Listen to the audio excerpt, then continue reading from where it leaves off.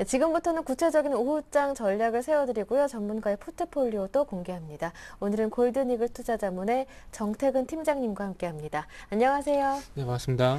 네, 오늘장 체크 포인트 무엇인가요? 네, 오늘장 뭐 솔직히 말씀드리면 네. 최근에 와서 뭐 크게 큰 이슈가 없어 봐야 되겠죠. 계속 네. 지루한 얘기, 똑같은 얘기 드려야 될 것 같은데 예. 거기서 조금 추가된 부분은 아무래도 최근에 원화 강세가 좀 강하게 좀 이어지고 있다는 부분이 조금 악재가 아닌가 생각을 하고 있습니다. 자, 미국 쪽 어떤 재정 절벽에 대한 우려감이 현재 제기가 되고 있는데 이 부분은 대선이 마감되고 난 뒤에 어떤 결정이 좀 날 것 같아요. 그렇다면은 이런 정책에 대한 불안감 이런 부분들이 좀 계속 지속이 될 가능성이 있을 것 같습니다. 그리고 많은 시장 전문가 그리고 어떤 그 ECB 내에서도 마리오 드라기 총재도 마찬가지로 스페인이 조금 구제금융 신청해 주길 원하고 있지만 스페인 당국 그리고 ECB 내부 그리고 독일 같은 경우에는 원하지 않는다고 있다는 이런 부분들 그러니까 불협화음 이 부분들이 아무래도 조금은 불씨로 계속 남아 있을 것 같습니다. 그리고 아직 꺼지지 않은 불씨가 있죠. 그리스 이 문제도 조금은 체크를 하셔야 될 것 같습니다. 그래서 어차피 스페인에 관한 얘기는 계속해서 말씀을 드렸기 때문에 길게 말씀을 좀 안 드릴게요. 그래서 원화 강세에 대한 부분을 좀 말씀을 드려보자면은 자 최근에 그 아무래도 이건 상대적인 어떤 강세라고 봐야 될 것 같습니다. 우리나라 통화 가치에 뭐 채권 우리나라 외국인들이 채권을 대량 매수하는 부분도 있겠지만은 물론 그보다는 더 큰 이유가 유럽이라든지 그리고 일본 그리고 미국에서 시작된 저금리 기조 이 부분들이 원화 강세를 불러일으킨 요인이 아닌가 생각을 하고 있습니다. 지난 8월 달에 이거는 참고적인 내용이긴 하지만 지난 8월 달에 미국 연준 그리고 ECB에서 추가적인 부양 조치를 하게 되면서 우리나라도 마찬가지로 금리 인하를 했습니다. 그렇다면 이번에도 마찬가지로 이런 부분들과 좀 연결시켜 본다면은 우리나라도 할 가능성은 좀 높지 않겠나 좀 생각을 하고 있고요. 그래서 네. 하지만 이런 부분은 어쨌든 금융통위가 열려봐야 알 수가 있기 때문에 이런 원화 강세 기조가 계속해서 이어진다는 부분들은 뉴스에서도 보셨겠지만은 수출 기업들의 채산성이 떨어지기 때문에 조금 금리 인하를 하게 되면서 최근에 원화 강세를 막는 조치가 나올 가능성은 좀 있지 않겠나 생각을 하고 있습니다. 그래서 이런 네. 부분 좀 참고를 해보시고요.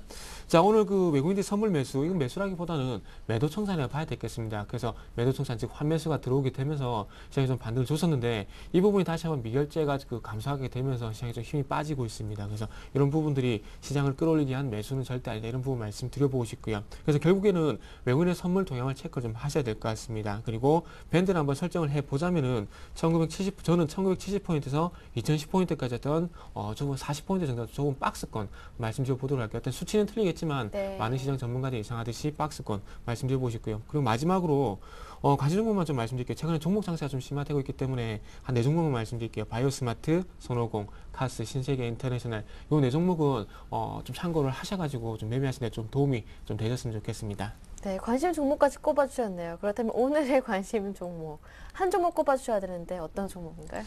다른 종목입니다. 네. 일단 K맥이라는 종목을 준비를 했는데요. 예.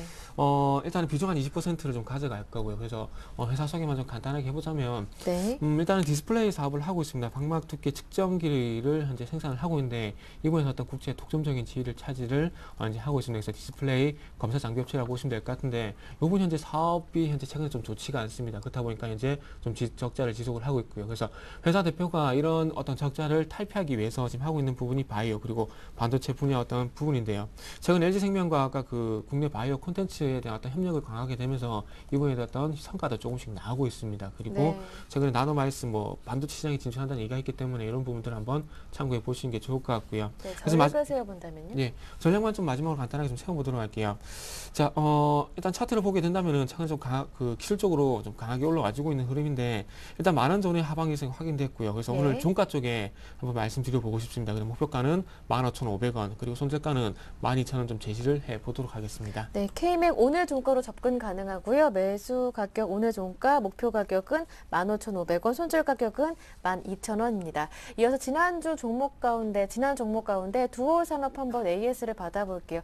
손실폭을 좀 컸거든요. 이 한 네. 종목만 빠르게 한번 받아볼까요? 일단은 그 전에 간단하게만 좀 말씀드리면 예. 메디프론하고 그리고 일양약품은 조금 포트에서 제외를 좀 시키도록 하겠습니다. 예. 그리고 두월산업 보게 된다면 자, 요 종목은 일단 좀 더 보유를 좀 하도록 할게요. 네. 어차피 변동성이 크고 손실폭 그리고 수익폭이 크기 때문에 비중 10%밖에 안 담았습니다. 그래서 전체 100에서 10% 있고 그 10%에서 손실이 10%라면은 전체로 봤을 때는 1%밖에 안 되기 때문에 그게 큰 부담은 안 될 거라 생각을 하고 있고요. 차트를 좀 보면서 말씀드려본다면은 어쨌든 2,700원 전후에서 딱 하반기선 계속해서 나오고 있습니다. 그래서 요 회사 같은 게 말씀드렸듯이 미략 그 신공항 테마라는 부분을 말씀드렸습니다. 그래서 최근에 어떤 그 정책 테마들이 조금 들썩이게 있는 부분이 확인이 되고 있는데 이 부분이 조금 시간이 제가 보기 좀 필요할 것 같습니다. 그래서 어쨌든 적어도 손해를 안 보고 팔 수 있게 전략을 세워드릴 테니까 일단 조금 보유를 하는 쪽으로 말씀드리겠습니다. 방송에 나와서 꼭 전략을 세워드리고 그리고 처리를 에이스를 꼭 하겠다는 그런 부분 좀 약속을 드릴게요. 그래서 이건 일단은